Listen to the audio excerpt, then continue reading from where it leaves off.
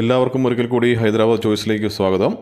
ഇന്ന് ഞാൻ നിങ്ങളെ കാണിക്കാൻ വേണ്ടി പോകുന്നത് വളരെ വെറൈറ്റി ആയിട്ടുള്ള ഒരു മധുരക്കിഴങ്ങിൻ്റെ റെസിപ്പിയാണ്.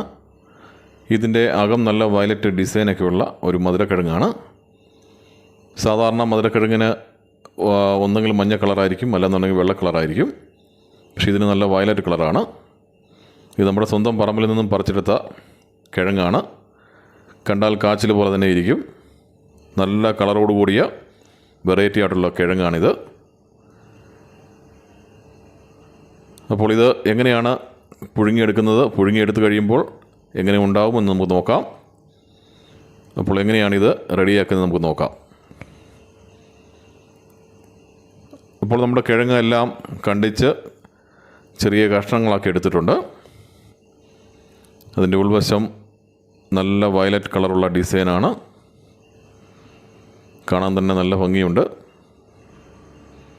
ഇതുപോലത്തെ മധുരക്കിഴങ്ങ് ആരെങ്കിലും കണ്ടിട്ടുണ്ടെങ്കിൽ തീർച്ചയായിട്ടും കമൻറ്റ് ചെയ്യണം. നമ്മളിതൊരു കുക്കറിലാണ് ഉണ്ടാക്കുന്നത്. അതിനായിട്ടൊരു കുക്കർ എടുത്തു. അതിലേക്ക് നമ്മൾ ചെറിയ കഷ്ണങ്ങളാക്കി മുറിച്ച് വെച്ച നമ്മുടെ കിഴങ്ങ് ഇട്ട് കൊടുക്കാം. ഇത് പുഴുങ്ങാതെ തന്നെ കാണാൻ നല്ല ഭംഗിയാണ്. അതിൻ്റെ പുറംതൊലിയുടെ കളറും അകത്തെ വയലറ്റ് ഡിസൈനും ഒക്കെ നല്ല രസമുണ്ട്.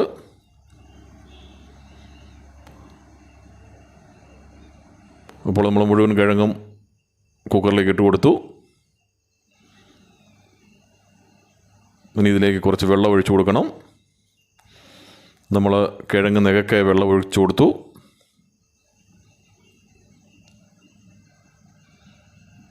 ആവശ്യമെങ്കിൽ കുറച്ച് ഉപ്പ് ചേർത്ത് കൊടുക്കാം. കുക്കർ അടച്ച് വെച്ച് ഇതൊന്ന് വേവിച്ചെടുക്കാം. ഒന്ന് വേകുന്നവരെ നമുക്ക് വെയിറ്റ് ചെയ്യാം. ഇനി കുക്കറും തുറന്ന് നോക്കാം. അപ്പോൾ നമ്മുടെ ഇത് കിഴങ്ങ് വെന്തിട്ടുണ്ട്. കളറൊക്കെ മാറി നല്ലതായിട്ട് വെന്തിരിപ്പുണ്ട്. നമുക്കൊരു കഷ്ണം എടുത്ത് അത് വെന്തോ എന്ന് നോക്കണം. ഇപ്പോൾ ഞാനൊരു സ്പൂൺ എടുത്തു. കഷ്ണമൊക്കെ നല്ലതുപോലെ വെന്തിട്ടുണ്ട്. നമുക്കിനി വെള്ളം ഊറ്റി മാറ്റാം. അപ്പോൾ നമ്മൾ ടേസ്റ്റി ആയിട്ടുള്ള നമ്മുടെ വെറൈറ്റി ആയിട്ടുള്ള വയലറ്റ് കളർ മധുരക്കിഴങ്ങ് ഇവിടെ റെഡി ആയിട്ടുണ്ട്. കണ്ടാൽ കാച്ചിൽ പുഴുങ്ങിയതുപോലെ ഇരിക്കും. നമ്മുടെ ഇറച്ചിക്കാച്ചിൽ എന്നൊക്കെ പറയുന്ന കാച്ചിൽ പുഴുങ്ങിയ പോലും കണ്ടു കഴിഞ്ഞാൽ നല്ല മുളക് ഉടച്ചതിൻ്റെ കൂട്ടത്തിൽ കഴിക്കാൻ നല്ല ടേസ്റ്റാണ്. കാണാൻ തന്നെ നല്ല ഭംഗിയുണ്ട്.